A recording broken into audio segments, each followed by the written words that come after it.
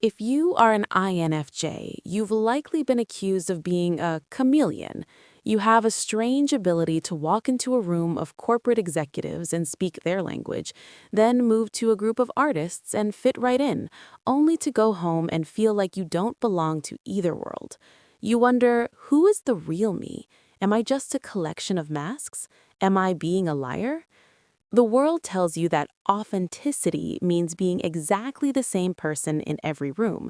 But that isn't authenticity, it's a lack of social intelligence. Today, we are going to reclaim the mask. I'm going to show you why your ability to camouflage isn't a sign of weakness, but a sign of sovereign mastery.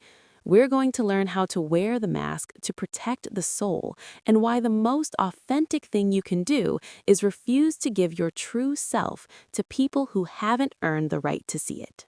The psychologist Carl Jung taught that we all have a persona, a Latin word for the mask worn by actors.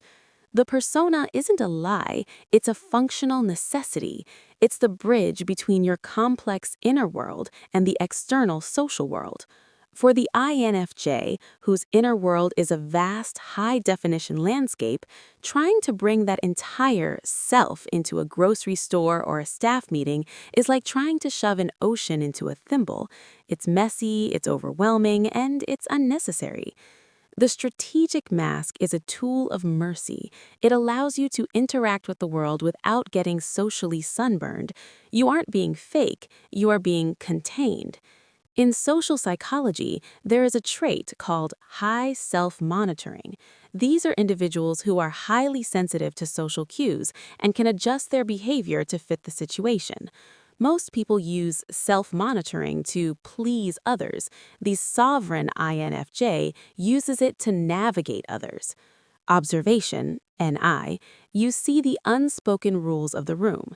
Adaptation, FE, you mirror the energy required to move through the room efficiently. Think of it as social camouflage. A soldier wears camo not because they want to be the forest, but because they have a mission to complete, and they don't want to be targeted by unnecessary noise. When you wear a professional mask or a social mask, you are simply ensuring that your mission is completed with the least amount of friction possible. Here is the tension. Because you are so good at mirroring, people often fall in love with the mask you show them. They think they know you, then when you retreat into your lone wolf solitude, they feel hurt or confused. You feel like a fraud because you know the person they see is only 10% of the total picture. This creates a cycle of social burnout. You feel you have to keep performing the mask to keep the peace.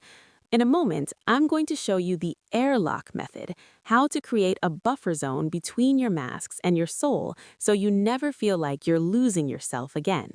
Imagine your inner world is a high-pressure laboratory. If you open the door directly to the outside atmosphere, everything explodes. You need an airlock.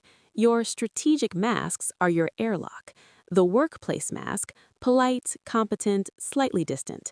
The social mask, warm, listening heavy, humorous. The family mask, loyal, reliable, predictable. Authenticity isn't about what you show, it's about why you're showing it. If you are consciously choosing which mask to wear, you are in control. You are the actor, not the character. The real you is the one choosing the mask. By keeping your deepest thoughts, your most intense visions, and your sacred values for your inner circle, or just yourself, you preserve the sanctity of your soul. You aren't lying to the world, you are simply refusing to cast pearls before swine. This week, I want you to practice conscious masking. Name your masks. Give your social personas names: the consultant, the listener, the relative. When you enter a situation, mentally say, I am putting on the consultant mask now. This creates psychological distance. The information diet.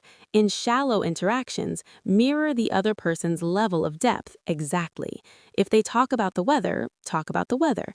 Don't offer a philosophical treatise on the climate. Stay in the airlock. The ritual of removal. When you get home, have a physical ritual to take off the mask. Wash your face, change your clothes, or sit in 5 minutes of total silence. Remind yourself, the performance is over, I am back in the citadel. The most dangerous person in the world is the one who can fit in anywhere but belongs nowhere. That is your power. You can walk through the fire of social expectation without ever getting burned because you know that the you they see isn't the you that matters. Wear the mask, play the game, but never forget who is behind the eyes.